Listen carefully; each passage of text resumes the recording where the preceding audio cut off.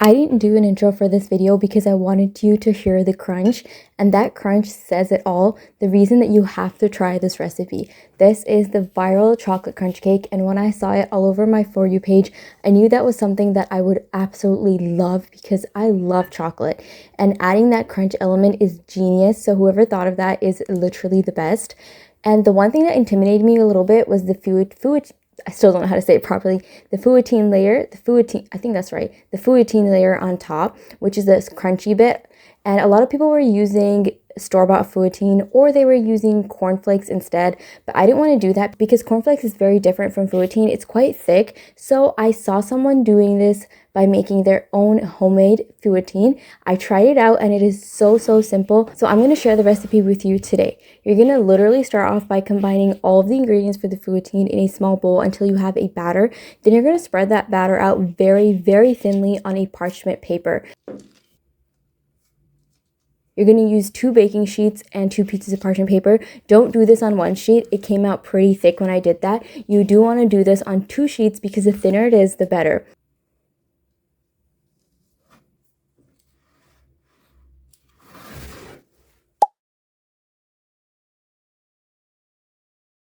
You're going to bake that until it's golden brown for around 8 to 10 minutes. Mine's got a little bit slightly darker, but that's totally fine. Then you're going to let that cool down completely. It gets harder as it cools. And once it's fully cooled, you're going to take that and just break it up into little pieces. Now, looking at this batch, I feel like it could have been even thinner than this. So if you're making this, do keep that in mind. You can go even thinner.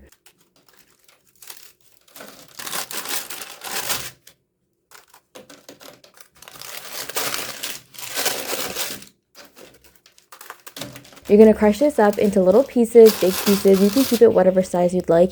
And then you're going to store this in an airtight container, and they last for about 2 to 3 weeks. You can make this in advance and have it ready, or even just make it the same day like I did.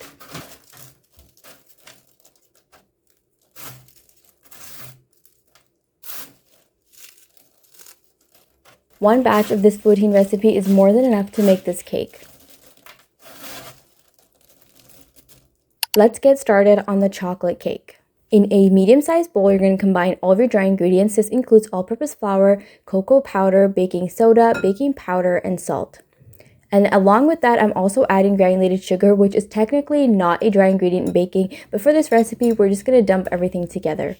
Give that a good whisk, and then into the same bowl, we're going to add in the wet ingredients. This includes some flavorless vegetable oil like sunflower or canola oil, some buttermilk that's at room temperature, vanilla extract, and an egg. To make homemade buttermilk, all you have to do is add a tablespoon of vinegar for a cup of milk. Let that sit for around 5 minutes and your buttermilk is ready to go. Give that a good whisk, and then what we're going to do is add in the secret ingredient that makes the chocolate cake super chocolatey, and that is some hot coffee. You can use instant espresso or brew your own coffee. This is my go-to chocolate cake recipe. I use it all the time, and I've also used it in my viral Matilda chocolate cake video. So if you want to check that out, I'll leave a link in the description box below. Give everything a good mix until it's fully incorporated, and as you can see, the batter is quite runny. Don't worry, this is normal. You're going to transfer the batter into a greased 6-inch cake pan. I also line the bottom, but it's not necessary for this recipe. Bake this for around 30 minutes at 180 degrees Celsius in the center of a preheated oven.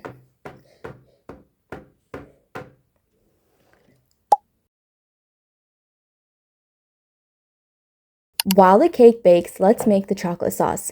In a small saucepan, you're going to add in some unsalted butter, brown sugar, heavy cream, and dark chocolate. Now, this chocolate sauce is optional, but it makes this cake ultra chocolatey. So if you don't like too much chocolate, you can leave this step out.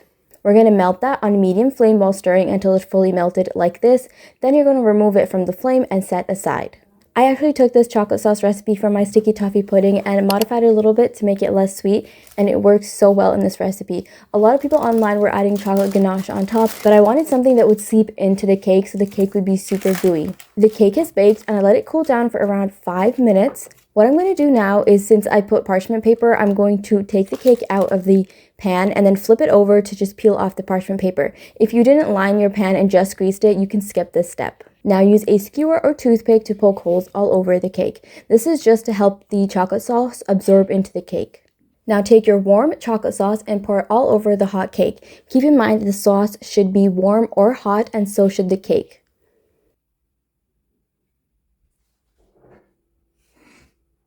Pour all of the sauce and let this soak for around 10 to 15 minutes. While that soaks, let's make the chocolate crunch topping, which is the best part of this cake. You're going to need the homemade feuilletine, or you can use store-bought version, or you can even use cornflakes. And then you're going to microwave some chocolate spread until it's nice and runny, and then pour that on top. Give everything a good mix until the feuilletine is fully covered in the chocolate.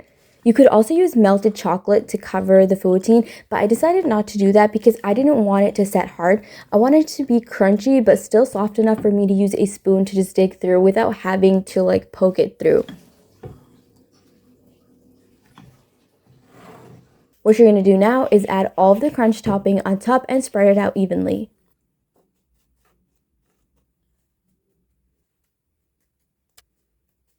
The detailed recipe with tips and tricks, step-by-step instructions, as well as a printable recipe is available on my website, thefoodflamingo.com, and you can also find all of my other recipes over there. And if you want to receive the newest recipes sent right to your inbox, you can sign up for my newsletter, and you can find a link to that in the description box as well.